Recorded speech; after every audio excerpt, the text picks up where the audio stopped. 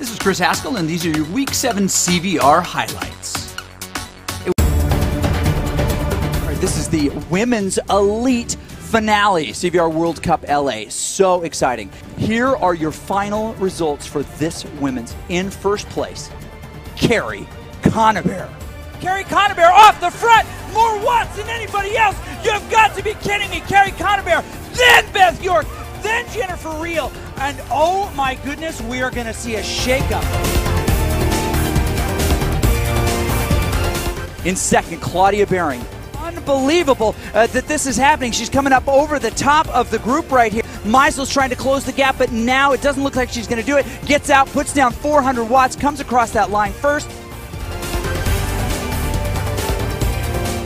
Third, Beth York. That may be the surprise of the day. Not surprise in her ability, but managed to stay close enough to the front that her big sprint at the end, and took those points away from Claudia in the previous one in that sprint as well. You know what? Beth is a lot of things, but I didn't know she was a sprinter. And Beth York comes around her, knocks her back, and look at that. Hugs all around. Those of you who are watching on the interwebs, my goodness, you have just been inaugurated, baptized in a sense into what virtual cycling is all about.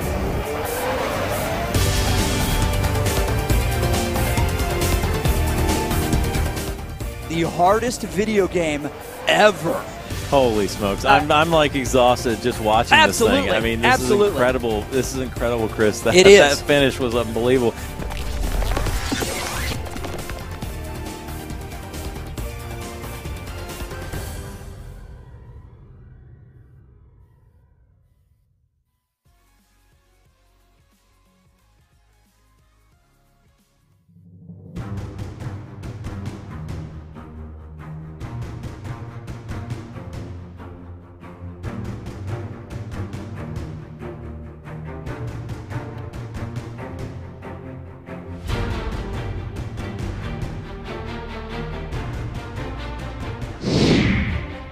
Well, hello, ladies and gentlemen. I am Dr. Chris Haskell, and I'm going to be bringing this event to you with a host of other folks, including Frank Garcia, including Beth York, in on this broadcast. Welcome to Week 8, the final week of the CVR regular season. This is where it all comes down. This is Zone E, and there are some unbelievable matchups that are going to decide today who goes to the big live event in Vancouver. Over $10,000 on the line just to the winner. This will be the biggest virtual cycling payout ever, and the tickets are decided today. This is Zone E. We're going to be using the London Classique course, 43.7 kilometers. That is not very much climbing. It's pretty darn flat here, 132 meters throughout the entire 7 laps of the course. But that one small climb can have big impacts on the field. If you get dropped off the back, if you have to chase on, it can be way too much. 7 full laps, and that is where this gets really exciting. So, who do we have to look forward to in a race like this today? Well, I will tell you. It starts in Zone E with this man right here. That would be none other than Lars Peikenbrink. He had an unbelievable, sad day last week. Thought he was in the points, and now he is fighting for his life. This man, Jeff Muse, only 1 point behind in the standings, looks to take it away from Lars. You're going to watch that happen right here today. Now, Carrie Conaber fighting her way back into this field will be in this race today. We're excited to see her, but this woman right there, Ava Buchholz, has her destiny in her own hands as Ava races to take the women's E bracket today. This is exciting, and this is what the race looks like.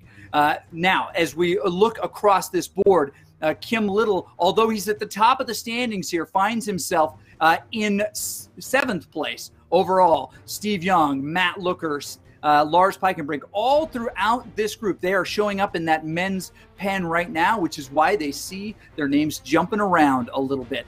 Most of these men will be here shortly, and we'll introduce you to them. Ben Chulon leads the men's B, Fraser White and Mark Cottingham, C and D respectively. All right, let's go to the gate. And I want to jump in real quick as we see these folks lined up behind the laser gate right there. This is your men's A field. Let me just tell you a few folks that are here. Kim Little in the group. He is someone you want to pay close attention to.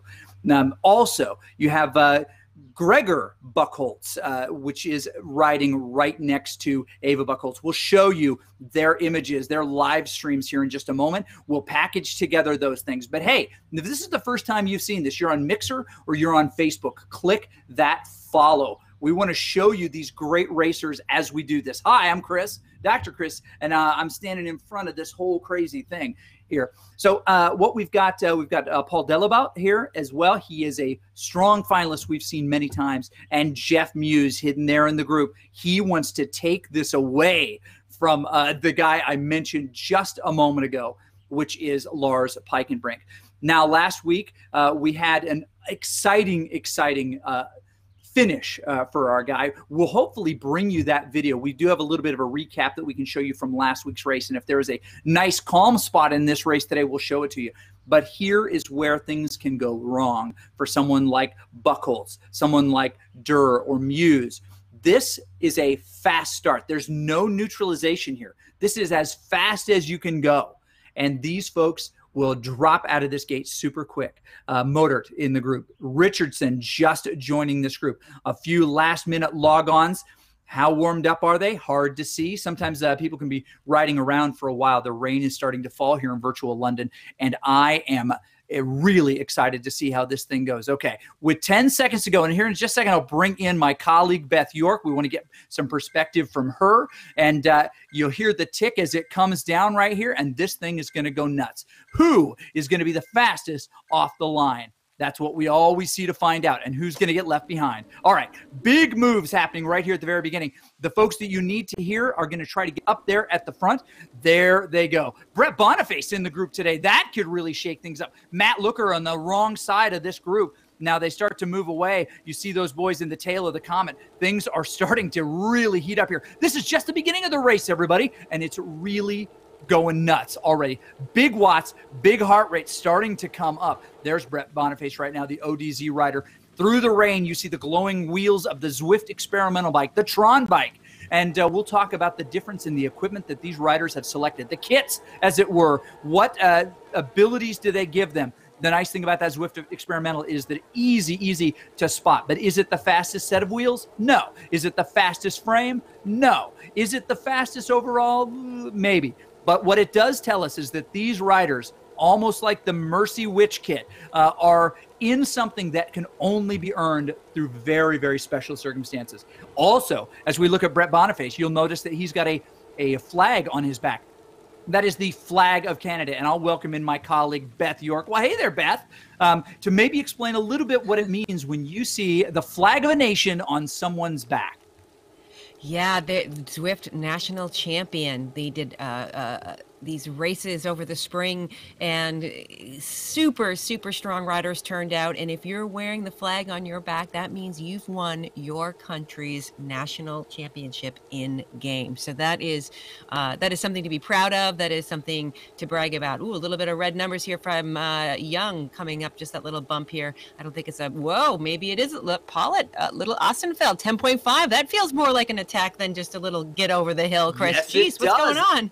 Oh my goodness, and a gap starting to form. You don't want to be on the wrong side of that gap. Brett Boniface tail gunning just a little bit here, hanging at the back of the group. That's a nice aerodynamic position to be in, but it is not the best spot to be in to respond to attacks, especially if you climb up through the group. You may not think it's that much. There is Jeff Muse right now. We're going to start to bring you these individual feeds that you can check out at cycleview.cvrworldcup.com. This is Jeff Muse. He is currently in third place. He is only 1 point in the standings behind Lars Peikenbrink, and he wants to beat the young man from Germany.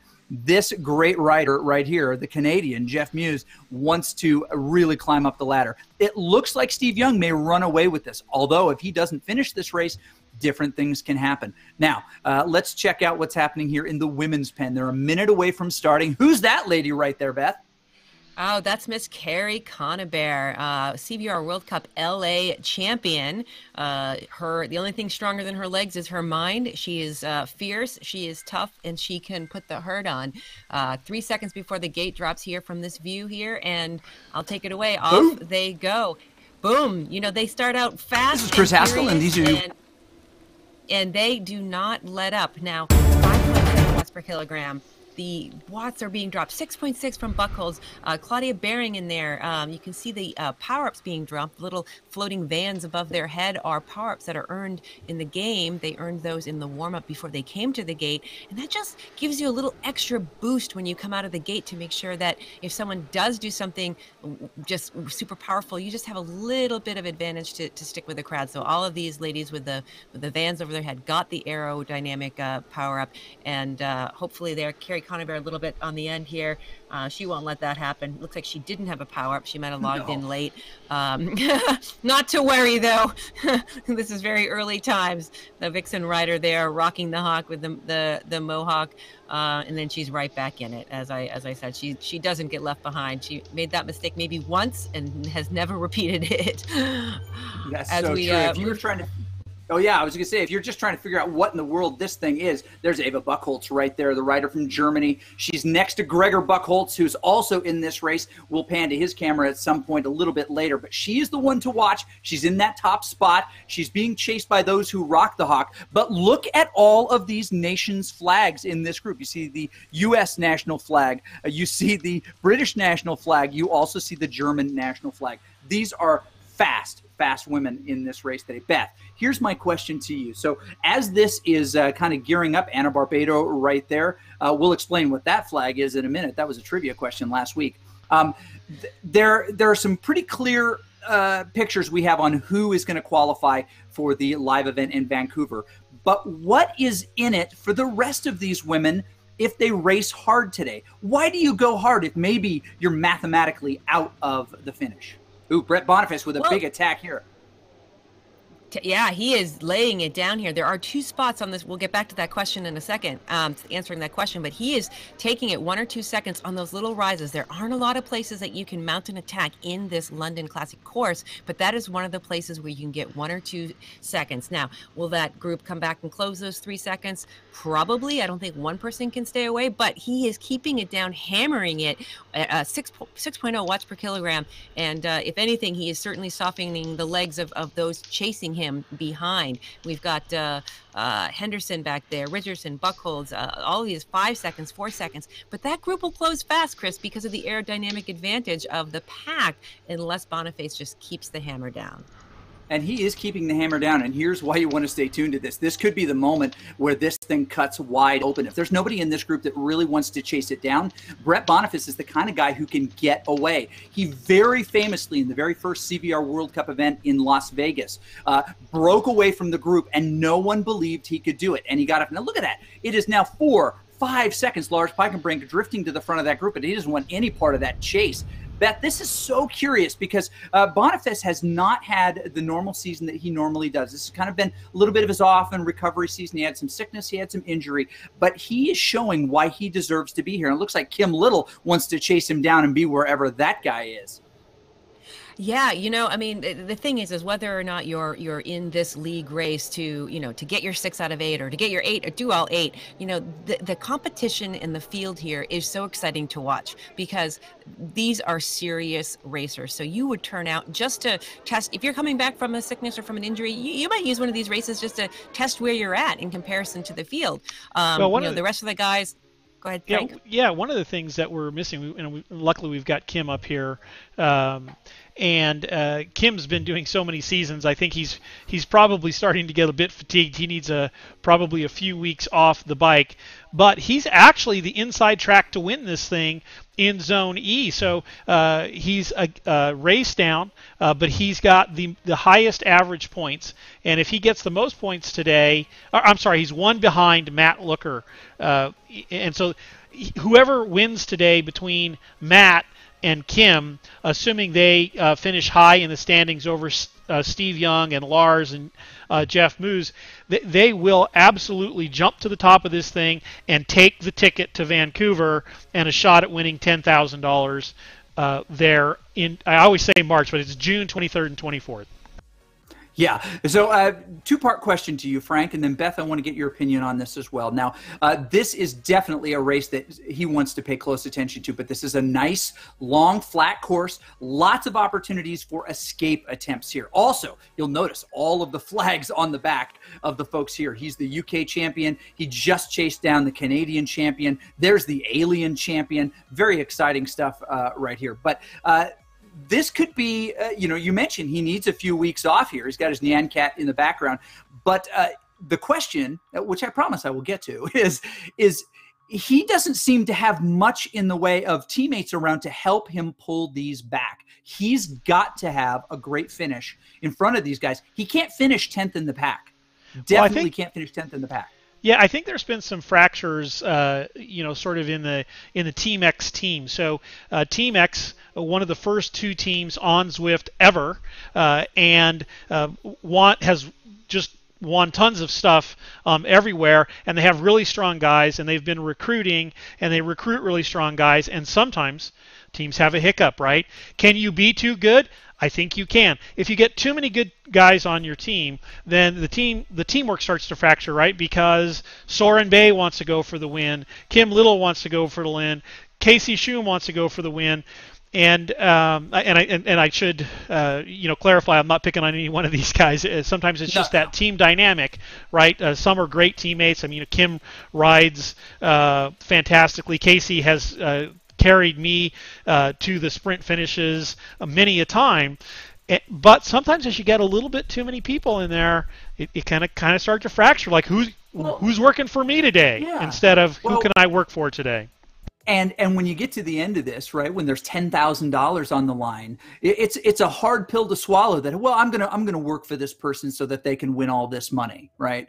And I'll take my my couple grand here at this end of the spectrum here. But when big money gets on the line, and this happens in every competitive sport, it becomes every man for himself a little bit. Now, Beth, you work closely, and we're seeing some team dynamics right here. This would be your teammate, Velocity Vixen. You've even had some teammates leave the team to go to other places this year. You just want to talk a little bit maybe about team dynamic and holding it together? You guys have one of the best team unities out there. Before you jump into that, Beth, let me just point out here, we've got Claudia Behring, who actually has won another zone, already has her ticket to Vancouver. I think she's out testing her legs today in the largest zone across the globe, and you see her off the front at the moment. She's off the front about 10 seconds, and I'll see if we can get that on one. Actually, she's off there with Mary Wilkinson and Eva. So what you're seeing here is Carrie is struggling to try and stay with the main groups. Now, maybe Carrie's playing it really smart, and she's conserving energy, and she's in the big group. And with that, I'll pass it back to how Vixen rides. Well, and right here in this front group, we were talking earlier in the D zone about the pool of women that are looking to be racing in Vancouver, and the level of competition and how it's just getting ratcheted up. And I specifically named Mary Wilkinson, and it's not surprising to see Claudia out here in this race to see what she's got against the likes of Wilkinson. I mean, it's certainly be a good confidence boost for Claudia going in to Vancouver, to maybe put the nail in on Mary and just play a little psych game. So the postseason can be more training. It can be fine tuning. It can be a number of things for these folks. And as far as team dynamics, when you have racers in the field, you can do tactics. And a lot of people don't think about tactics because it is often every person for themselves. But with Vixen, we do really try hard to to communicate, and that's kind of the biggest issue, I think, is communication. So, and there we go. We're back on with Keep Calm and Pedal On with Ava, and she's Eva. I say I'm wrong. Eva. She's doing. She always looks so relaxed, and you can see Carrie here is working. She does have the green jersey here, but it looks like it might not be for the sprint. It might be for the lap. Well, and I think, look on the left-hand side. Yeah, and and I've watched Carrie over the course of the past year, And I think she, like Kim, may need to, get some rest in, to have some downtime, maybe a good 4 weeks of just riding easy, because more and more as each week goes by, I've noticed her struggle a little bit more, and that certainly could be a sign of overtraining. Yeah, it does. One of the things that I had a coach who said that athletes who are determined to win tend to be prone to overtraining, and that's because part of what happens is the fear of losing your fitness and not trusting the recovery and the build that can happen in the recovery. And I'm certainly guilty of pounding my knees into stress fractures when I was a runner because I always thought more was better. So with a little bit of time and I still can fall victim to that, but but Carrie knows herself, and I think that for her, she just loves to race. She loves to win, but I think she loves to race. If we go back on board here, I think with the men back on board with Kim Little. Looks like it's pretty. We are back on board with the men, and it was unfortunate there a little bit. We were just about to close down that gap. It looked like the group and the women were really excited to actually close that. It went from about 7 to 8 seconds at one point as they came around through Trafalgar Square. They had closed it down to only 3 seconds, and the group was highly motivated to catch that group with the flags on their back. But we see another guy with a flag on his back right now, Kim Little, setting up to sit on the front of that. It looks like they're getting long and thin right there. Carrie Conabear in the tail gun position. Styler just a few meters behind her. Close that gap. 3 meters is something you can close, and it looks like she'll be able to do it. Stotts also staying in that group, but they're just a few seconds up ahead. If this is the opportunity for these women to go for it, the opportunity is now. 5 seconds to Mary Wilkinson and Buckholz. It looks like they would like to do it. Carrie Conabear for Team Draft. Sorry, Claudia Baring for Team Draft, mixing it up with those folks as well, but they can just see them just barely up ahead there. Now, Beth, as they're trying to hold these gaps out, they're wearing out some of the women in this field. Now, Carrie is already starting to look a little bit in distress there, but how much do they have in the tank? Well, right now it's early days, right? We're like 1 out of 7 laps. So if you're hurting in the first lap, it doesn't bode well for lap 6 or 7. I think that, Claudia is a time trialist, or rather triathlete who has sort of those time trialist abilities to just hammer steady. She has proven that she has some power on the sprint. So, she might be racing her race, she might be testing some tactics. And we're going to see that here in the men's field as well. Right now they're all bunched together, and it'll be interesting to see what tactics are deployed, because every time someone attacks and every time someone's chasing it down, you're spending that energy that you're going to need in lap 6 and 7. You're not kidding. And you know what? Kim Little right there. He is, the Nyan Cat has left him, now returns to support him. A kitty with a Pop-Tart. That men's field is coiled like a snake, ready to strike. And I think that we're going to see some fireworks here almost any minute. When the group gets long or wide like that, that's what happens. Now back on board with these women, it looks like about 4 seconds to that chase group. As we look at the Buckholz point of view, they're about to hit this hill. This is the hill that we talk about. We're going to go up at 7 total times. It doesn't look like much of a hill right now, but it's going to get serious here in a little bit. And when you stomp on those pedals, Frank, you get a different response based on the size of your frame. So little guys can climb historically. Big guys, sprinters, they struggle a little bit more. Maybe they can put out more power like a Justin Wagner, but probably they struggle just a little bit more. So as they hit this hill, why is that meaningful in this overall race, Frank? Well, one of the things that we're going to try and do, this is a little bit longer race. We have 7 laps than typical in our virtual environment. It's the end of the season. A lot of people going for the ticket to Vancouver here.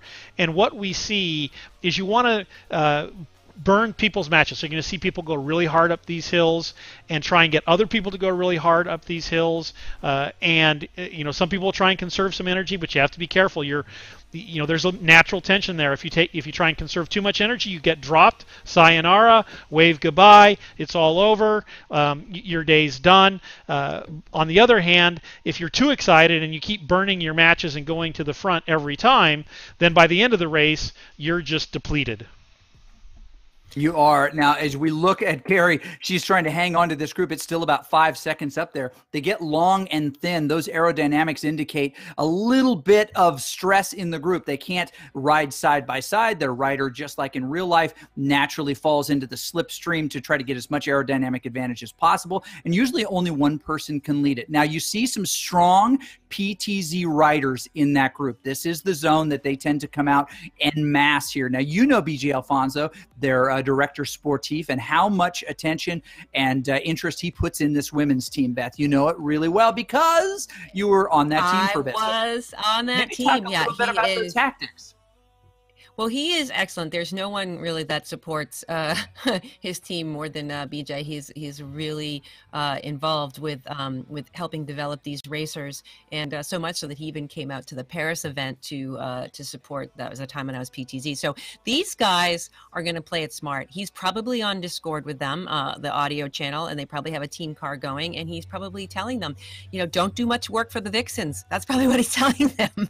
Yeah, which would be the right thing to say. Yeah, if you're watching this for the first time on Mixer, what's up, everybody? All right, we're about to hit this hill, and let me tell you what I see. Lars Peikenbrink trying to make sure that he gets the selection here. No one's going to get away forever on here, even though Durr is up the road. Hotchkiss is up the road just a little bit, but there goes Gregor Buchholz kind of leading out this little charge.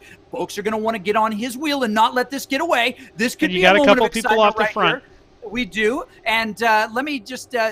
excuse me, Matt Looker is the guy who's on the front. These guys are trying to pull him back just a little bit, but this is where guys get shelled off the back, and they're going to use this little opportunity to pull back Hotstrasser right there. Domke, that is one of those guys up there as well, Richardson. Now, Frank, when those guys got their little escape, they maybe didn't take into account the hill, or maybe they wanted to get that break going before the hill when people weren't paying attention. What's the value of doing the attack, as it were? That's the word we're going to call it, Mixer. Attacking the group, going hard when no one else is, at a time when no one expects it. What's the value there, Frank? Well, I think what you're seeing here is when it was expected. Like I say, Zwift terrain dictates attacks. People tend to go hard when the road goes up, tend to go easy when it, easier when it's flat and when it goes down. But if you can attack someplace where people aren't expecting it, you're going to get a bigger gap, but they're going to find it a little bit easier to pull you back. Whereas on a hill, you maybe don't get the surprise, but if you get the gap, it's harder for them to close it down because of the virtual aerodynamics that are being simulated by Zwift. Hey, now, I understand that there are some physicists that, are interested in the physics of a game like this and the aerodynamic advantage. You want to just maybe throw out some nerd numbers at us of what we're actually seeing when we see, an arcade game, as you were, a virtual world where you get all of these really interesting dynamics. What's going on? What math is at play here? Do I need to carry the one? You probably need to do a little bit more than carry the one. We get a little bit more into we're a little bit more into calculus and derivatives and limits and that sort of thing. But basically your frontal area, which defines your coefficient of drag, and we won't get too physics on everybody here. But as you go faster, that resistance is exponential, right? So if you're going 10 miles per hour on your Sunday bike ride, you don't really feel it too much. If you try and go 20 miles an hour, you feel it a lot. And if you try and go 30 miles an hour, it's like hitting a brick wall. So it's much different as you go across that. And they're simulating that in game here to give it a realistic feel, and that makes your brain happy. It does. It does make your brain happy. Speaking of happy, we see our guy right there, Mr. Lars Peikenbrink, a moment ago. Now back to Jeff Muse. He had a much better face than he did last week. If you haven't seen it yet, check out the highlights from week 7. It was a big disappointment for Lars Peikenbrink. Distributed and delivered by this man, another very nice guy, Jeff Muse, who managed to come around him and steal those. Now they're only 1 point apart in the overall standings. This could be big stuff. Now, granted, there are a couple of folks who don't have their 6th race in the bank, namely Matt Looker, Kim Little, Yukio Burkholt, Kurt Povels, Penn Henderson, a few of these folks that are within striking distance. Who's got the best chance of taking this? Well, let me, before I answer that question, because there's a lot of people that have an opportunity here, and there's, there's crazy attacks everywhere. In fact, let's hop back to 6 if we can. Huge attack in the men's race, and I'll do that. But one of the things I wanted to call out as we switch away from the women was that gap is growing. There's 3 off the front. Now, Carrie has gone to the front. As the champion she is, and she's trying to pull that back. In the men's race here, you see lots of animation. So Chris, I'm not sure that you can't get away. Now, this is a little bit more of a surprise attack. Somebody sprinting for the initial line. The start-finish line, everybody's like, oh yeah, he's just sprinting for the line, no big deal, trying to win some preem or something, let him go, and then he just keeps going, right? That's the surprise here. He just keeps going, and then if you're Kim, we see him a little bit further back. If you're Lars, Lars is a little bit more panicky, a little bit more attentive, you might call it, if you're Lars. If you're Kim, you're like, I'm not inattentive. I'm just, playing it smart and conserving energy and and pulling it back in here. And I think we're going to see a lot of animation in this race today because, to answer your question, tons of people have an opportunity either at first or second. First, you get an automatic bid. Second, you go into the postseason.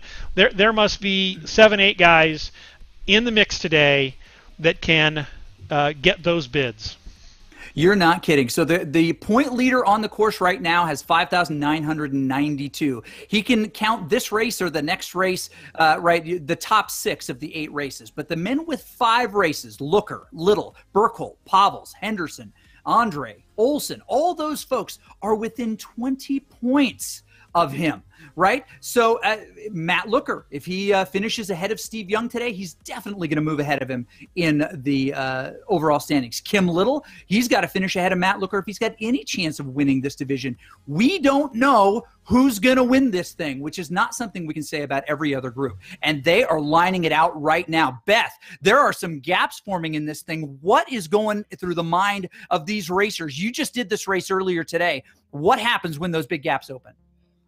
Well, you have to respond almost immediately, or and you have to respond almost coordinated, because the sum of the whole, I'm going to say it backwards, but with the group dynamics, you have more speed in game. So when one person breaks away, all of you in the pack chasing that one person have to kind of agree. You have to look around and say, we're not going to let that go. There goes Peikenbrick around the front here to take the front. He said, nope, not going to open up. You can still see 1 or 2 seconds back. We're on a flat here, but pretty soon we're going to come up around the corner. We're going to make a left-hand turn. There's another little hill. So some of these folks who are either attacking or doing the chase, their legs might be feeling it a little bit. So maybe that's what one of these guys are counting on, is softening the legs of some of their competitors. Back on with Eva here. Yep, Eva Buchholz doing a nice job. That's an interesting smile. We've talked about that smile in the past, not just hers, but the nature of the smile in a race like this. She is very uncomfortable, but her heart rate very high, holding around 200 watts. Watts are, of course, always relative to what's going on. That's why you see that number under their name over on the right side. A 4.3 is what she's got under hers. That's her watts minus her kilos. And why does that matter, Frank? Yeah, a couple of things. Lots of stuff going on. I'm going to save the physics talk for a little bit later and the physiological talk, but we've got the women. We've got the break is up to 25 seconds. It's moving away. Carrie's trying to instill the group to do that. You've got Kim Little doing attacks. You've got Lars here with a little bit of a gap. If we go to 6, you'll see Kim is separated. He's animating the race. This race is blowing up everywhere, right? We've got to follow the women. We're going to be switching back and forth. So to the commentators, I apologize, but you're going to see me pop back and forth at exciting moments. During the race. And if we go here, for instance, to 7. Big attack over the top. Unbelievable. Brett Boniface coming over the top of the men's group. You missed it just there as we were coming up and through Trafalgar Square. And who's going to respond? That is the grand question. That is a move of note. You can get away with velocity like that. It's escape velocity. Kim Little, look at the gaunt on his face. Mouth breather, Kim Little. He's a very articulate guy, but now he's a mouth breather. They're looking around trying to figure out who's going to cover this gap. And right now, it doesn't look like anybody. they're going to be able to see Brett Boniface on the other side of this strand divider. On the other side, you see the banner. We just went by it. They're going to make it possible for them to see him. He's already up there near the corner. Is about to make that turn. Now things are getting crazy exciting in the women's as well. They're coming around. There's Buckingham Palace over on the right. You've got that grand red carpet / tarmac, and you've got a couple of women who now have 25 seconds on the remainder of that group. That's Claudia, and Mary and Eva as well. Sorry, Frank, go ahead. So you see, Eva, one of the things I wanted to point out here, so you see the gap is growing. It's 25 seconds, but Eva and Claudia and Mary here are working together, and they're working hard. They're not just sort of sitting in, because what they're trying to do is break the spirit of the group behind them, to keep putting in time. If it gets to 30 seconds, maybe the group behind will be like, we're not going to catch him, right? Carrie's going to stop working so hard, and the rest of the group isn't going to stop working so hard. And then Carrie's like, no, I'm going to push it hard, right? But there's a mental game here going. So it looks like just a completely physical game, but there's a lot of mental back and forth going on here, and that's part of what you're seeing. And then we'll go back to the men's race. Check out Kim's view. He's now having done an attack. Everybody else is trying to put him in a spot of bother. So you got people off the front going hard.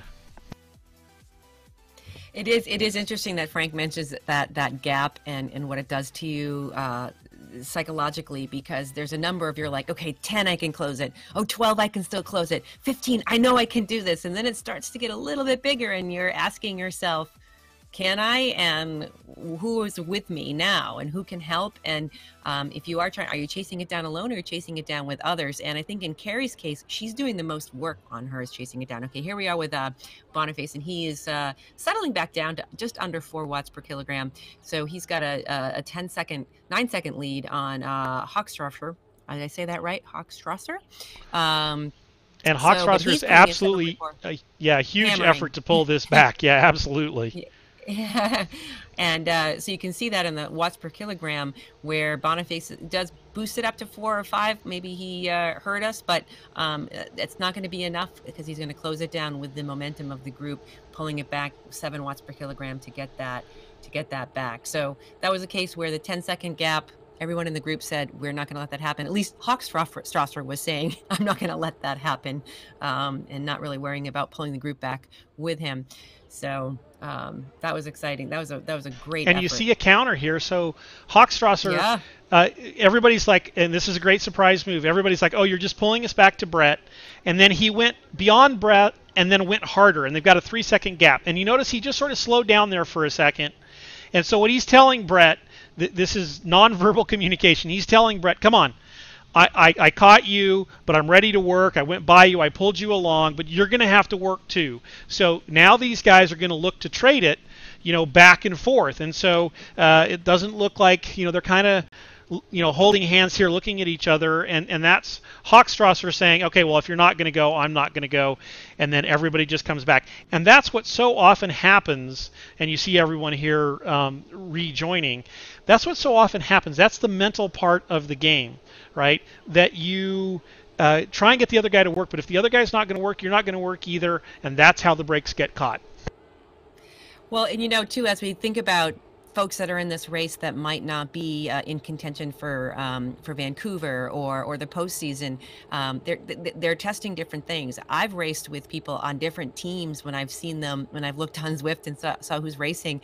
I'm like, hey, you want to work together? So I've even played tactics with non-teammates to practice things, and it's a really good thing when you come into these races to do those tactics, and it's not something that everyone always thinks about. Brett Boniface now just comfortably in the group, looking a little less comfortable than he did just a little bit ago. Lars Peikenbrink in that group, the young man from Germany, trying to just stay in that group. But things are happening, exciting things in the women's group right now. That is Ava Buchholz trying to catch onto the wheel of Mary Wilkinson. She has continued to show how strong she is. I find it interesting that in the third position most of the time is Claudia Behring. She's trying to hold the wheels of the riders that she has been racing with. But as Frank, you pointed it out. This might not be just a friendly ride with these women. It might be testing to see where she is against some of these really, really strong women. She hasn't had a huge group to race with in her C field, but she might be trying to find something out here, didn't she, Frank? Yeah, absolutely. You've got to come to play. And for instance, Claudia took second place. Maybe a little bit of a surprise to Claudia, because I think Claudia thought she had the inside favorite in Los Angeles this past March. And so she learned, hey, you can get surprised. There's lots of strong people out here. You need to test your mettle against people in other zones. And so I think today she's coming out. She's seeing what that's like. You see, all the riders working hard here, getting out of the saddle.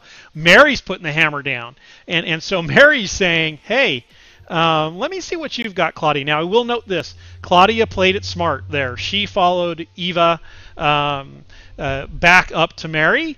Claudia didn't panic. And a lot of times what somebody like Claudia is doing, a U.S. racer, experienced racer in the elite group, is she's also going to let a gap form. If she thinks she's got the ability, she will be she'll pounce, right? Kind of like a tiger.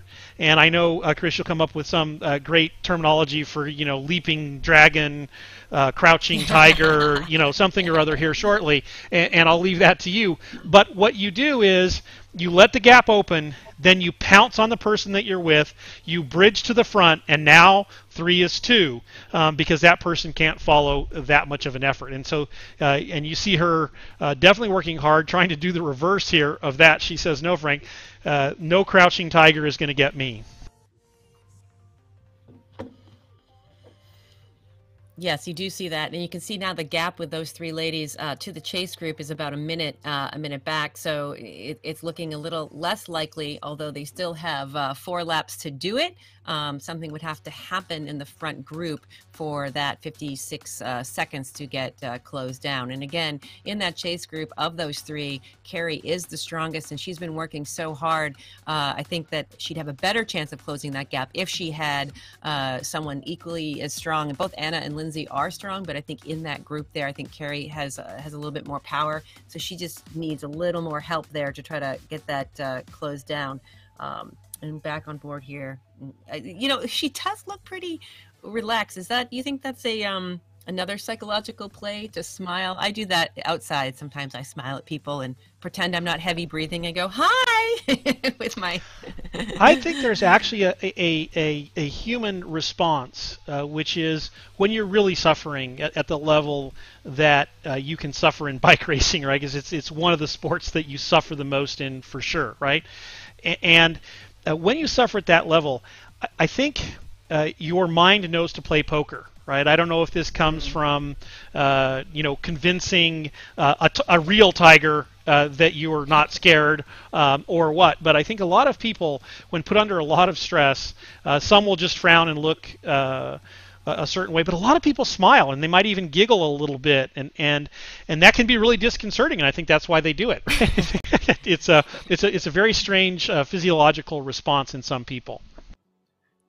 So Carrie Conabear here in the front of the group, guys, longer than we thought she would be here. Frankly, she has had a very difficult season after her win at CVR World Cup LA, the major.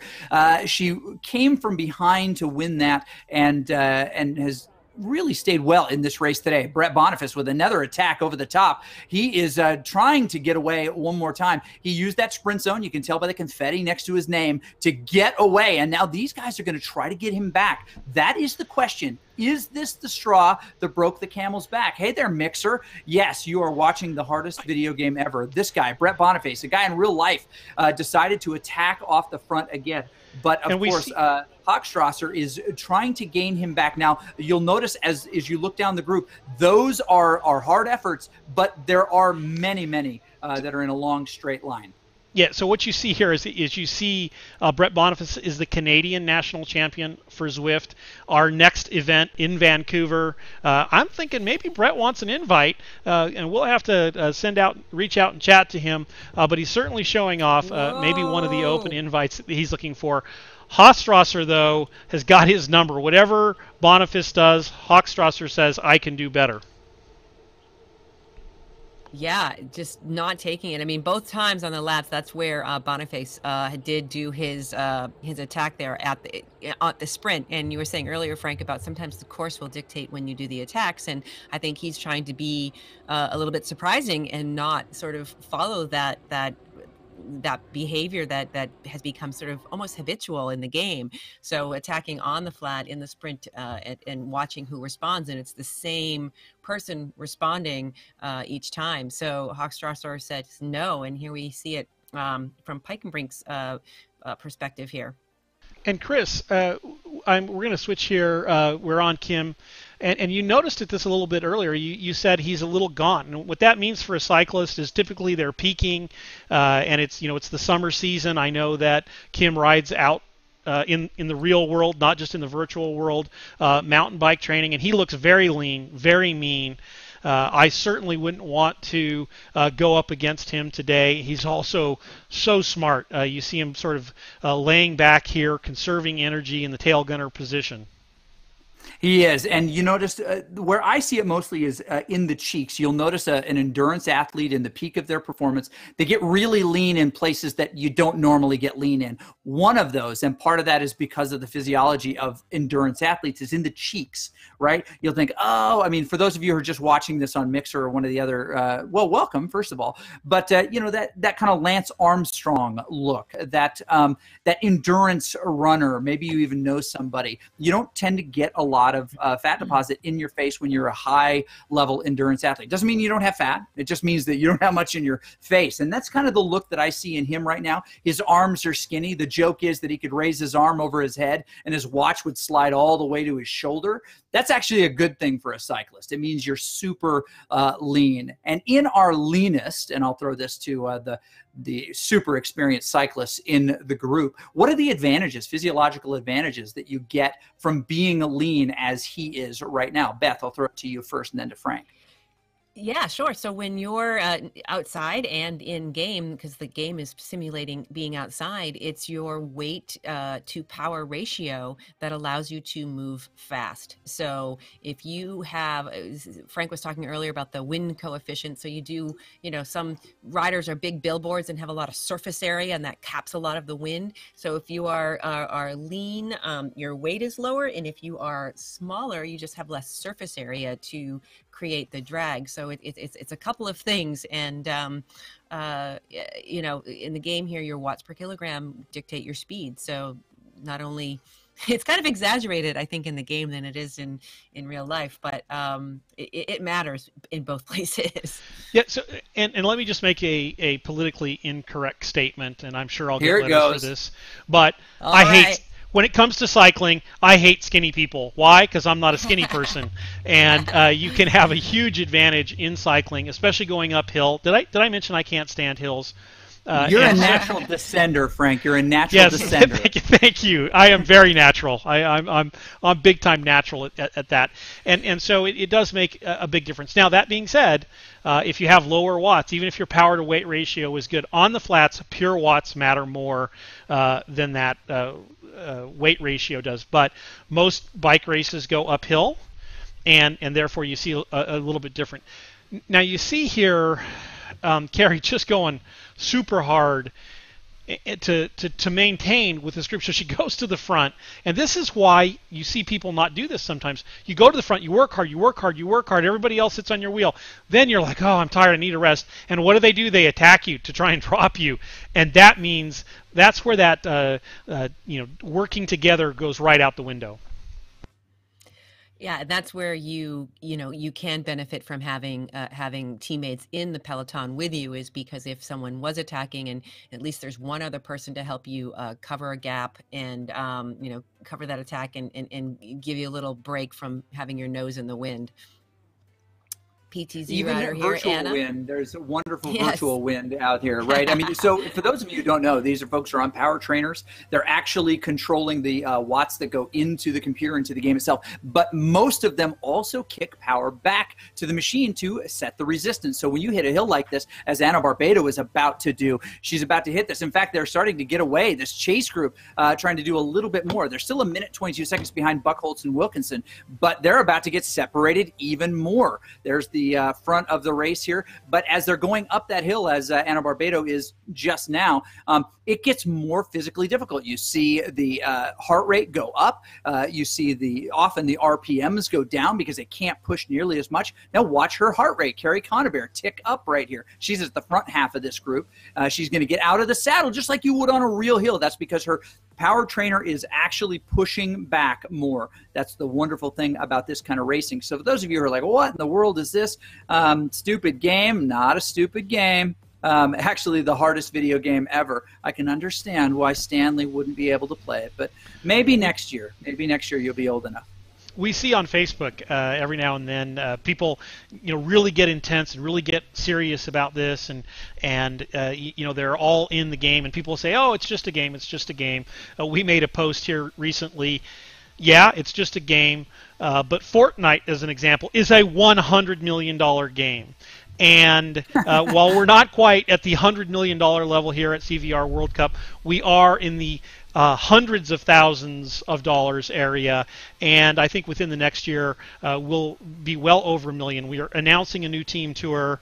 We are a minimum win at the team tour finals is $20,000, probably closer to $50,000, and I'll let you guys sort of talk about what you think about the team tour. When you said that earlier, you dropped that bomb. You dropped that bomb in Zone D, and I was like, "Say what? $20,000? Man, that's like crazy, Frank." Yeah, I'm excited to hear a little bit more. Yeah, I'm excited to hear a little bit more about what is going to happen in that respect. That was really interesting. We saw some red names over them. Maybe that is just the way Anna sees it, a little bit of pain in her eyes, the blood. She's working really hard there. She's still got her teammate, although tail gunning a little bit more. It's gotten a little bit smaller. We see the orange stripe down the back of the two Velocity Vixen riders. They're doing a nice job of riding together here. That would be Onkers specifically and Carrie Conabear. What's the play here, Beth? What's the play for these two riders as they reach the halfway point of this race, maybe a little bit beyond? Well, I think that they really need to communicate to each other where they're at. I can say that, I was communicating with my teammate in the race around this point, just because, you start the race, you might feel one way, and depending on what happens during the race, you're having a conversation about the second half of the race and some tactics. So they're probably having some conversation about what they're planning to do. I think they are all kind of resigned to the fact that here are our top 1, 2, 3, but there's still points to be had. Whoa, another attack here by Boniface. Oh my gosh, yes. Off he goes. And they're starting to lap some of the riders in their field right now. Boniface with a real big kick off the front. Richardson trying to be the one who pulls it back, but you're going to need a little bit more help, my friend. That is Brett Boniface, the legend of Las Vegas himself, off the front again. He does this really well. Gavin Richardson not able to do that. Brett Boniface, 10 watts per what? That doesn't even make sense. So we're going to need new math to figure this out. But now Modert, Austenfeld, Burkholt, all trying to come around. Muse and Peikenbrink letting it all develop in front of them. Their race comes at the very end. They're racing with one another. But you can be a little bit too easy along the way here. Are we back in the women's race? There's attacks going off everywhere here, guys. I'm sorry to. Okay. And we'll go. We'll try and bring back our helicopter, behind a tree, sort of thing. But there are attacks going off everywhere. We'll try and get here real quick in the women's race.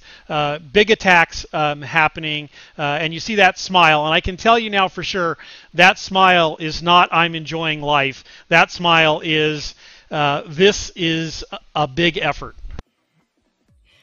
Yeah. Well, they have never stopped at the front. They have been pushing each other the whole entire time. 4.7 watts per kilogram, 4.5 watts per kilogram. I mean, that is it's got to be their threshold effort here, and they have been absolutely hammering it.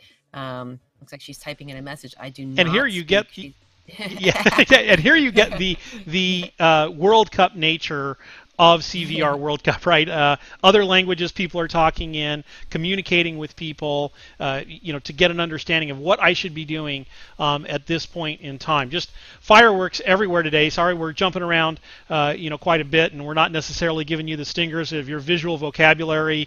Dr. Haskell, the professor of esports, or I guess you're the professor of video games, but you're also an esports director. I'll let you talk about that, Chris.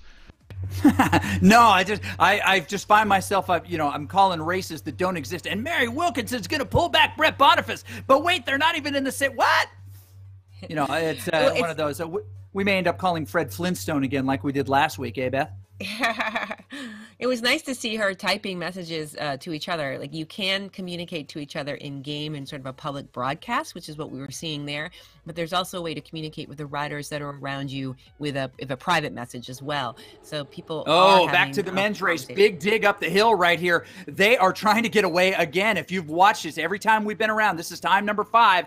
Brett Boniface is still off the front. 12 seconds now. Yanni Bergholt trying to get back that group. Lars Peikenbrink sees that man is maybe his shuttle to the front of this race. And look who is in the wrong side of this break. Where is the man? We do not see the number 1 Lars Peikenbrink competitor right here. He's not even in the group. There he is, Jeff Muse, more than 2 seconds back now. Jeff is in a really bad spot. This is what it looks like for Peikenbrink. He sees the opportunity, the look of determination across his face. Hochstrasser trying to push up off the front, trying to get to the front of this thing quick. Bergholt also in that group up ahead. Brett Boniface well off the front, but the man who missed the move here, it looks like he may still be able to pull it back, but he's going to have to burn some matches to get there unless he's got quite a few teammates, is Jeff Muse, who was unable. He lost the wheel of Peikenbrink, and that's the guy he cannot lose. Now, it looks like they're coming back together a little bit more, but his eyes are wide open, his mouth agape. He is concentrating a little bit harder. What was the danger here, Beth?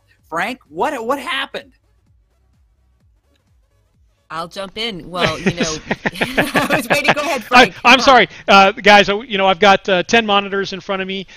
There is stuff going on everywhere in these races. We'll go to 7 here just to give you an example. Back in the ladies' race, I mean, these people today have lost their minds. They're just going to go hard and attack left and right. Hey, somebody tell them it's a flat race. Well, here's the thing. There's so much on the line, Frank. That's the thing. Like, people want it. They've now seen these live events. They want to punch their ticket. They want to go. And if they can't get there on this first round, they want to race in the postseason. They want an invite. They want to be ready for next season. This is all. There's so much on the line with this 8th race today, and the points. And that's what we're seeing. We're seeing people not letting go. And what friends, let me jump in real quick here, Frank, because we've got some folks that are asking some really interesting questions in the different spaces. If you want to make sure that you follow these women, these men, you want to see what happens next. You may not be on your Xbox later watching Mixer, or you may because you don't have a job. But if you want to follow these, make sure that you click the follow. You'll be notified when they go live. You'll get to follow these women and find out what happens. If you're only here for a couple of minutes, we'll take it. This is the gap right now, 147 million milliseconds. No, it's about 1:48 between the two groups, lead and chase here. But they are not making real progress there against it. In fact, those 3 are going crazy. I did not see Claudia Behring in that last group, but the men all together there, except for Paul. Claudia was up there. Yep, Claudia. Okay, good. Okay. So real quick, this is on Frank now. Tell us what's going to happen with some of these folks being invited to the live event. And why the heck a live event? Why do we have to do this live? Why do we bring them together into cool places all over the world for the World Cup? Well, one of the things that you have to do is verify people's weight, their height, bring them all onto calibrated equipment of the same type so that you neutralize any differences that might exist out in the virtual world. You get people on different trainers, slightly different calibrations, those sorts of things. We're just looking to eliminate those, and also to keep everybody honest. You got to come and show that you can do what you did all season long. Otherwise, no prize money, no nothing like that. And that's how we do it at CVR World Cup.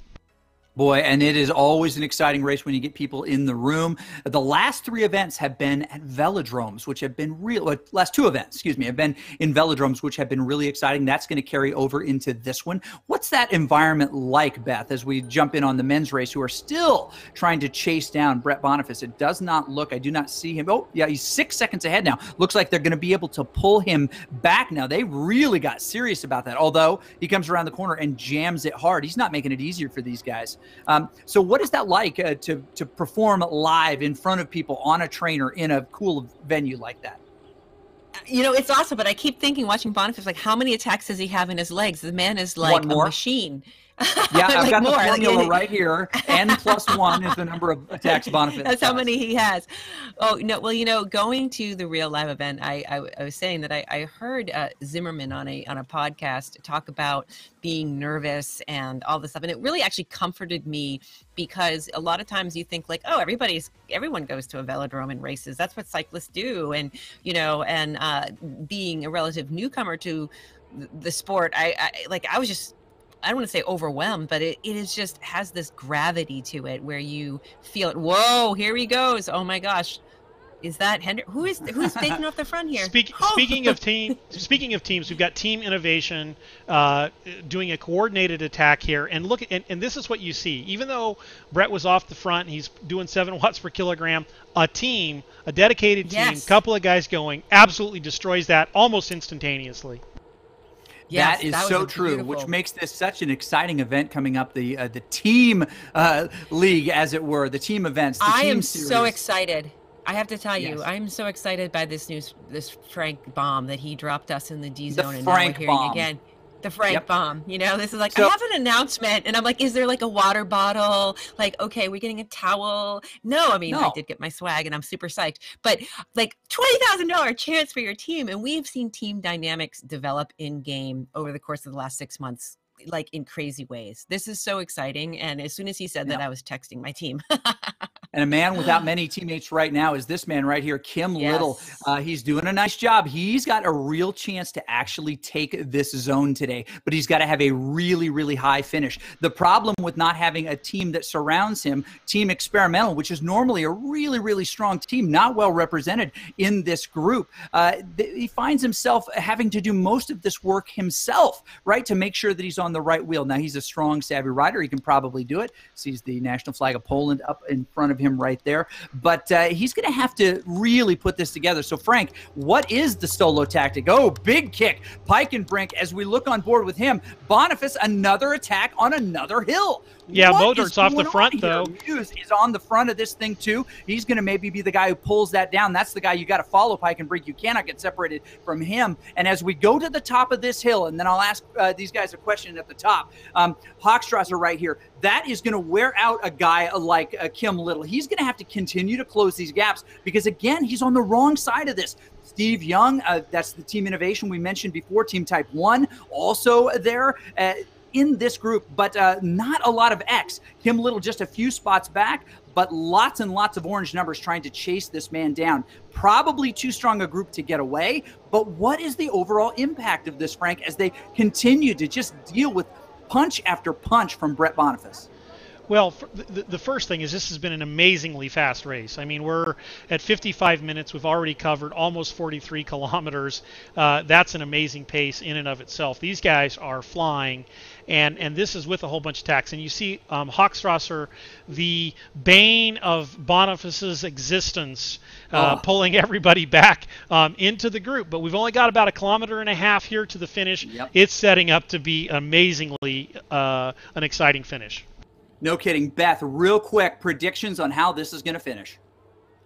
Well, last week we saw it was Steve Young, I think that if I'm correct, had a big sprint and came around when I had called Jeff Muse. These guys have been sitting in a lot of the time, but they're not going to make up that, Boniface is he's 9 seconds ahead of them. So I think these guys are going to be battling out. Unless they move now, they're going to be battling out for the next second, third, and fourth here. But Hochstrasser, he's been covering a lot of the gaps. I don't know how much he's going to have left, but we'll see. Yeah, we'll see indeed. He's feeling pretty good today. They come under the banner. That red kite means 1 kilometer to go. And here's what the course looks like. A little bit of roundy. They're going to come through Trafalgar Square. Then they're going to hit the red carpet. If you haven't already clicked follow, you need to follow. These folks are going to do amazing stuff. Now, let me tell you what you're going to see. These boys are going to start to ramp up, but there's a long tail on the end of this comet. Hard to tell if any of these guys are going to get in there. Kim Little, 2 seconds back in a terrible spot. Steve Young right now in a great spot. Lars Peikenbrink sees the go of Jeff Muse. Going to try to get on his wheel, but he's not doing the right amount. He's going to have to jump up there. As we look at Jeff Muse, we're going to see things from his perspective. He's on the front of this thing. Steve Young trying to pull it back, but Peikenbrink uncorks the tub. Water flows out. No, that's not water. That's pain. Here he goes. Lars Peikenbrink trying to get back to Jeff Muse. It grows. But here is the big move coming by Hochstrasser right now. Peikenbrink fading, but he's going to pass Muse right there. It looks like, yes, he comes around him. Hochstrasser with one more move, one more arrow in his quiver. And unfortunately, for Lars Peikenbrink, he may find himself 2 behind. Okay, as we look at this one more time from the perspective of Jeff Muse, yes, he's going to get called back by Hochstrasser, but as we look at this, Peikenbrink in a great position, digging everything he's got. He's not out of the saddle yet. He's trying to do this from a seated position, and he's going to be able to get more and more. Matt Looker hunting him down from behind. Jeff Muse only 1 second up there, like candy that you can't grab. He comes around him just at the line, but it's not going to be enough. Oh, wait a minute. It is, according to the unofficial, Lars Peikenbrink into 5th place. Beth, what in the world just happened? Oh, my God.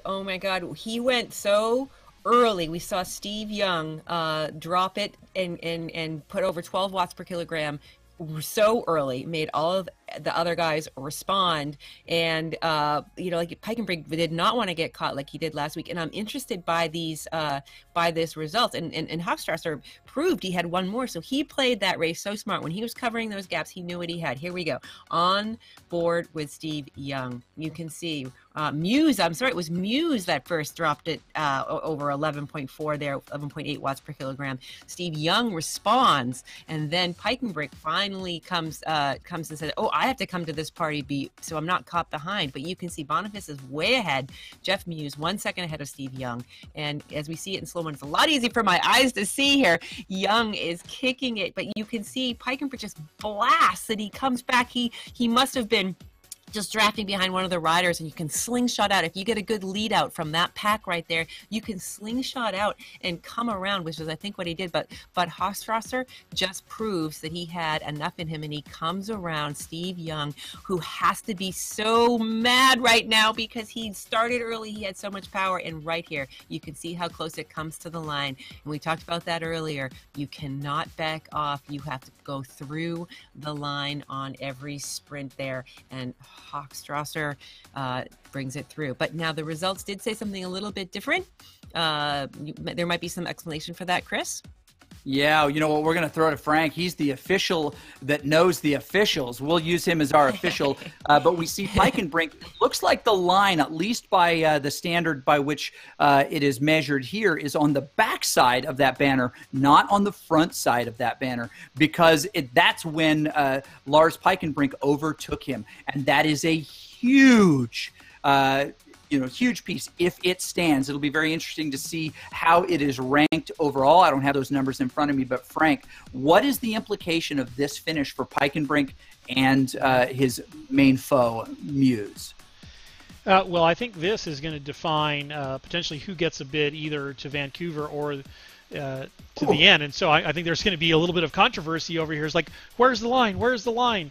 And we're showing in our telemetry that Lars is in front of Jeff. And so that's going to be an interesting call. Now, it shows them all at the same time, all of these people. So we'll take a look at the live results as well, and I'll confirm with the officials. But it does matter, and it matters significantly. Okay, we're coming up to the big finish here for the women here just shortly. There is quite a bit of tarmac behind them. We see those spotted gloves on the hands of Carrie Conaber. Those spots have some real significance. Hey, don't leave. without clicking the follow, so we can notify you when these racers are racing again. The big women's finish is about to happen. I'm sorry, you got to use the word in the right spot. It's not the big women's finish. This is the big women's finish. What's the difference, Beth?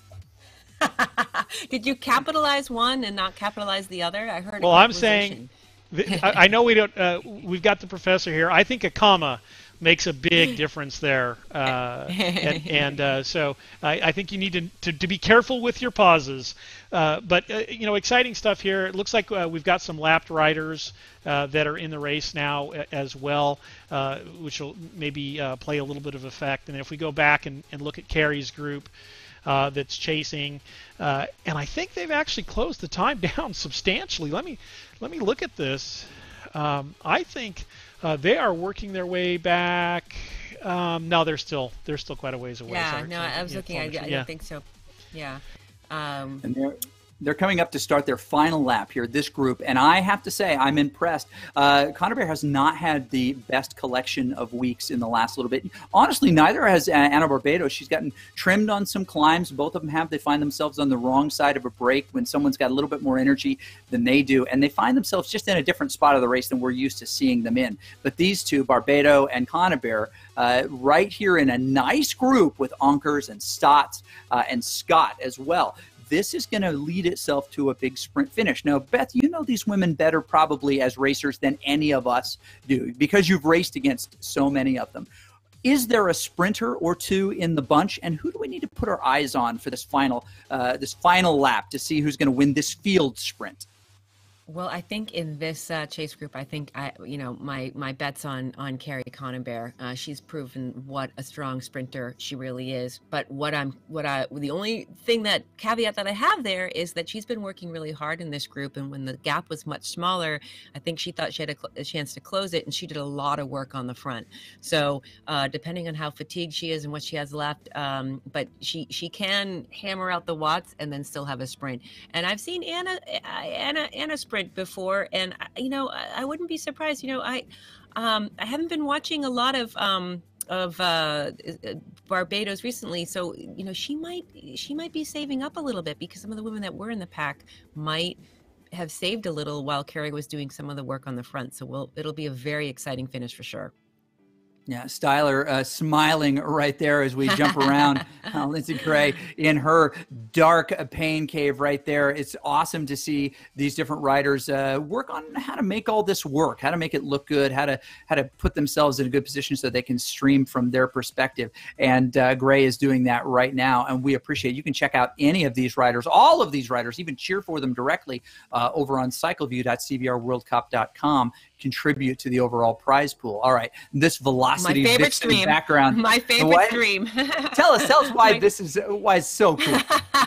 I know I can't even pretend to be objective. I think I love Gemma is my teammate, and Velocity Vixen, and she's got the dancing fox, and I just think it's it's nice that people have a little bit of fun. It's serious racing, but you can use the backgrounds. It's a whole different pre-race mentality, right? When you're sitting down and you're wanting to begin your stream, and it's just another layer of pre-race prep that you have to be prepared for. Pre-race prep, it's really indeed. fun. Well, okay, so here's the interesting thing as we looked up ahead just a second there, Wilkinson, Buchholz in this lead group. You've got Claudia Behring on the back here. Ava has not been the type of rider who has done a lot of aggressive movement, but I would say the exact opposite of Wilkinson. And they're coming up to their final lap here, Frank. That aggressiveness or lack of aggressiveness might be a tell to help you set up a strategy here. So Claudia Behring, who's just kind of hung on the back, we'll ask Frank this question. If you're Wilkinson, what data have Claudia Behring and Ava Buchholz given you to help you make some strategic decisions in this last kilometer of the race? Well, I would say I'm a little confused by Eva because at times she looks like maybe she's having a hard time hanging on, but then at times she's off the front. So I'm a little confused, but my guess is she's suffering a little bit more and trying to make me think she's got good power. If I'm Mary, I think I have good power. And if I'm looking at Claudia, and we're about 1 kilometer to the finish here, this is the finish, by the way, Chris. No, this is the last lap. Right. And and either if I didn't know Claudia and she didn't have a stars and stripes on her back, I would say, oh, she might be suffering and just hanging on, but quite the reverse. I'd say she's conserved her energy and she's going to be a force to contend with, and it is who I would pick to win the sprint here. Even though she's a triathlete, they tend to have more of a diesel engine than a jet engine. But not a biofuel engine? Hard to tell. Maybe Carrie Conaber's got the biofuel engine. She is, after all, an in real life super gardener extraordinaire to the stars. Maybe not to the stars. We don't know these things. But, and also Claudia raced C today. Did she already race? So this yes, is Claudia's she did. Second race. So that's all right, a factor Beth, too. Maybe you should tell us how this thing is going to go all the way to the line. All right, I'll take it. So right now we can see that Buckhold slides to the front. Mary Wilkinson tucks in and Claudia just hangs on the back. And she's doing something very wise here. 5 watts per kilogram. They're starting to ramp it up. Mary Wilkinson, 6.2, 6.3. And Claudia comes around, 5.1, but she backs off. And then she goes. And Wilkinson responds, 11.4 watts per kilogram. Buckholz, 11.2. They are all over 10 watts per kilogram. But Wilkinson is holding on. But Claudia says, nope, it doesn't matter. She puts her head down and she digs in. And it is Claudia Behring, is it? And no! Oh, that was so close. Eva almost came along around on the corner there, but I'm pretty sure it was Claudia. Here it is from Eva's point of view. So Eva's at the front. Mary's like, fine, you can leave me out. Claudia comes around, tucks in and says, I'll take that lead out as well. And she's matching watts with Eva's hanging on the back there, Mary and Claudia, and she sees her go. She gets up out of the saddle. She digs in. She unlocked a little gift here. She keeps going. She digs, but she never lets up, even though she is in the back. She comes around the front and almost catches Claudia at the line. So that was a little secret sneak attack here. Yeah, just a second, maybe half a second, half a heartbeat. I think if she started that sprint a half a heartbeat earlier, she might have gotten by Claudia. So this is a real mind game now, right? Yep. I think we're going to see a lot of these ladies in Vancouver. It's going to be the rematch in life, in real person, and now they have a bit of doubt, right? Claudia was like, oh, I've got this, but there at the end, she almost got overtaken. It's going to be fun to watch in Vancouver. It is going to be nutso bananas. I'm taking some. Yeah, there's some real matchups that are forming here. Frank, what are some of the matchups that we might actually see in Vancouver? I think you're going to see Vicky, and you're going to see Claudia, and you're going to see, I think, Jennifer. There's a number of these matchups, and then there's some open invites. Esther has been racing on the road and wasn't able to make all of the seasons. Well, does she get an invite? Does she not get an invite? What do the people who do the invites do when they think about that in terms? So I think there's a lot to be decided yet, but we also know a few of the people who are certainly going to be there because they've won their zones, and we see that today. And what's the goal of really trying to find those matchups? Is it to appease the crowd who wants to come see some of these racers that they've been watching before? Does any legacy play into it? Is it just the best matchups? How do those things get determined when the invites are handed out? Well, and follow-up question, how's that for a trap question? Yeah, so this is... you know what? Actually, we should pull away because we have half a kilometer to go to this big women's sprint field. Okay, so we're looking on board with Gemma Ankers right now. This is a big chance for her. She has proven herself in sprints before and really blown the doors off of these things. But if anybody wants to take this away from her, it's probably Carrie Conabear. And as she rocks the hawk coming through with that green jersey on, she's the fastest sprinter so far in this. We haven't seen the ramp up yet, but it's going to happen at any moment. There, somebody lights the fuse, and here they go. Skyrockets in flight. Oh my goodness, Styler is going to try to come around her at the very end, but it looks like Conabear still leading out this main group right here. Is she going to come across first? Yes. Styler in second, and this is what it looks like from her position. We jump a little bit back in time. This is a flashback, if you will. This is what Carrie Conabear sees out of the saddle. That grimace pain face, and it looks like Scott's going to get away with one, but she managed to slide into her slipstream, trying to hold off Styler's got to do a little bit more, a lot more than her, comes across first. And Buchholz is, of course, in second, Wilkinson in third from that last sprint, and then we have Conabear, Styler, Ankers, Stotts in there. That is a nice little sprint for Gemma right there to make it into the top 3 of this field sprint as well. That was some pretty good-looking stuff. That's what we would hope to see in Vancouver, wouldn't we? Some great matchups. That's absolutely. You see how Carrie took the major in Los Angeles just here a while back. She can sprint. And like I said, probably I would be concerned about a little bit of overtraining. That's why maybe she didn't make the front group. But when you can sprint, you know, that's like a whole different gear. It's a whole different physiology. And you can, if you're a sprinter, you just go into that zone. And we see here the replay with Gemma here getting very, very close. A great effort on her part.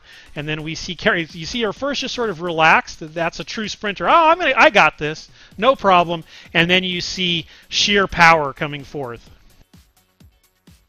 Yeah, and she does not. You can see there's that moment there where she was like, if she had backed off that one pedal stroke there, then she would have been overtaken by Styler or Scott. But she just held it and finished it the way we would expect her to do it.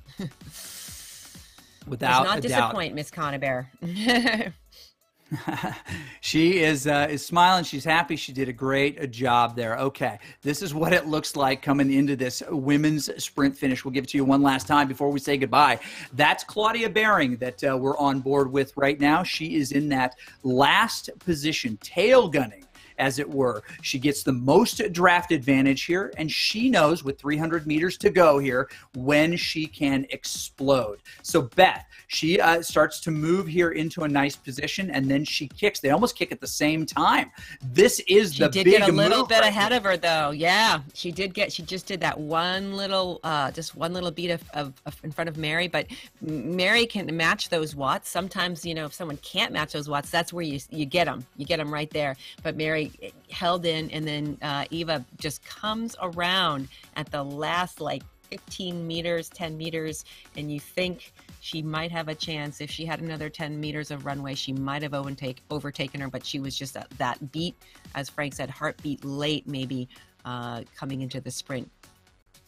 Yeah, we did. We saw a heart rate fade as we were coming along there a little bit. Not heart rate, but power fade by Wilkinson. She was able to hold that 10 or 11 watts per kilo for a little bit, and then it starts to fade away at the end. And that seems when Eva Buchholz had as much as she could. How many more meters would it have taken for Eva to come around right there? That is the grand question, isn't it? She already had the velocity. She could come around her. Ooh. Whatever that is in German, that's probably a good thing. Definitely, she's got some high watts here, maybe her highest so far. But look at that, so close to the big finish. She rings the bell. That's over 500 watts. That is ringing the bell for Eva Buchholz right there. Oh, yes, look at the look on her face. That smile. She showed that smile in the game that she might have been in pain, but she did save something for the end. All right, question on the way out for each of you. Beth, what are you most looking forward to in the big event coming up in Vancouver? I am looking forward to the incredible amount of just the field upgrade. I think that there's just going to be a whole other level of racer that people are going to be, because people are getting more savvy with the game. People are understanding the tactics a little bit more. The gameplay is going to be intense because you can take advantage, if you're experienced, you can take advantage of the inexperienced. But with this Frank, league, everybody with a few seconds, yeah. What is yours? So are you saying Beth took all my time? This is simple. Yeah. I want to watch the men sweat. I want to watch the women sweat. I want to see fantastic racing. I want to see great efforts. I just love watching and seeing the suffering, the elation, the emotion in virtual sport up close and personal, right? That's the difference that we bring you here at CVR World Cup. You can see the people's faces. You can see the strain. You can see the elation. Yes, you can. What Frank said. What Frank said. Copying off his answers as usual. Both of you have detention. But you know who doesn't have detention? Most likely to succeed. Ceres, Cyclops, Power Tap, Garneau with some amazing gear that they make available for these riders. And all support, including Hunter Allen Peak's coaching group. Thanks to everyone for joining us for this big event. The next big event coming up, it's not that far away. It's CVR World Cup Vancouver. I can't put it big enough. It's going to be awesome. But if you want to see what this is, don't leave without clicking the follow, clicking the like. Make sure that we can bring you these racers and their stories. Another group, an hour and a half from now, will launch this thing into Zone G. See you soon.